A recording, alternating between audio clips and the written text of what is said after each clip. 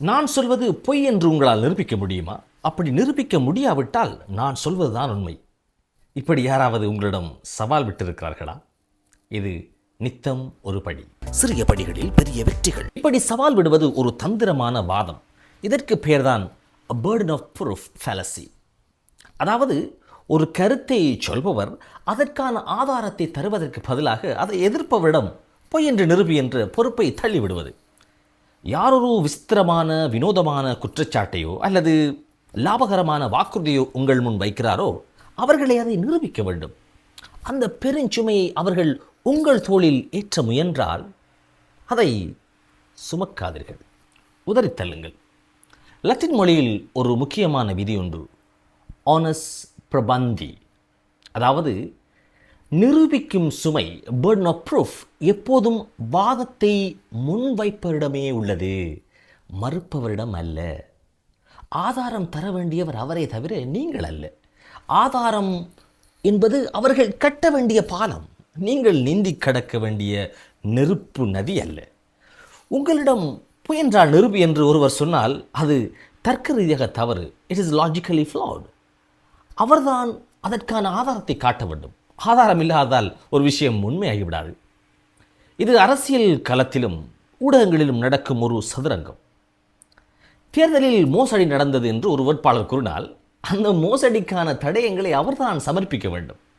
மோசடி நடக்கவில்லை என்று நிரூபியுங்கள் என்று கேட்பது உங்களை திசை திருப்பும் ஒரு தந்திரம். உங்கள் வாக்கை செலுத்தும் முன் அல்லது ஒரு செய்தியை பகிரும் முன் இந்த விதியை பயன்படுத்துங்கள். உணர்ச்சிகளே அல்ல, ஆதாரங்களை நம்புங்கள். உறவுகளிலோ அலுவலகத்திலோ ஒருவர் உங்களை பார்த்து நீ ஏமாற்றுக்காரன், இல்லை என்று நிரூபி என்று சொன்னால் பதறாதீர்கள். அது கேஸ் லைட்டிங் எனப்படும் உளவியல் தாக்குதல். இல்லாத ஒன்றை யாராலும் நிரூபிக்க முடியாது. அமைதியாக சொல்லுங்கள். குற்றம் சுமத்துவது நீங்கள், அதற்கான சான்றை காட்ட வேண்டியது உங்கள் கடமை. சில வேளைகளில் இப்படியும் நடக்கும். இந்த திட்டத்தில் சேருங்கள், நஷ்டம் வராது, லாபம்தான் வரும், முடியும் என்றால் நஷ்டம் வரும் என்று நிரூபியுங்கள் என்று ஒரு விற்பனை முகவர், ஒரு ஏஜென்ட் கேட்டால் அது ஒரு பொறி, இட்ஸ் எ ட்ராப். உங்கள் பயத்தை பயன்படுத்தி அவர்கள் விற்பனை செய்கிறார்கள். இந்த திட்டம் பாதுகாப்பானது என்பதற்கான தரவுகளை கொடுங்கள் என்று கேளுங்கள். ஆதாரம் இல்லாத இடத்தில் உங்கள் கையெழுத்தை இடாதீர்கள். அதுவே விவேகம், அதிவிவேகம். ஆக அடுத்த முறை யாராவது பொய் என்று நிரூபி என்று கேட்டால் பதறாதீர்கள். முதலில் இது உண்மை என்பதற்கான ஆதாரத்தை நீங்கள் காட்டுங்கள் என்று திருப்பி கேளுங்கள். நினைவில் கொள்ளுங்கள், கேள்வி கேட்பது அவர்கள் உரிமை, ஆனால் பதில் சொல்ல வேண்டிய கட்டாயம் உங்களுக்கு இல்லை.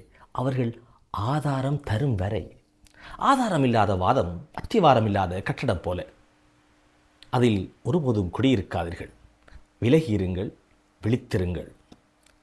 தர்க்க ரீதியாக சிந்திக்க உதவும் இந்த முக்கியமான விழிப்புணர்வை உங்கள் நண்பர்களுடனும் பகிர்ந்து கொள்ளுங்கள். நான் உங்கள் நண்பன் தாரிக் அசீஸ். மீண்டும் சந்திப்போம்.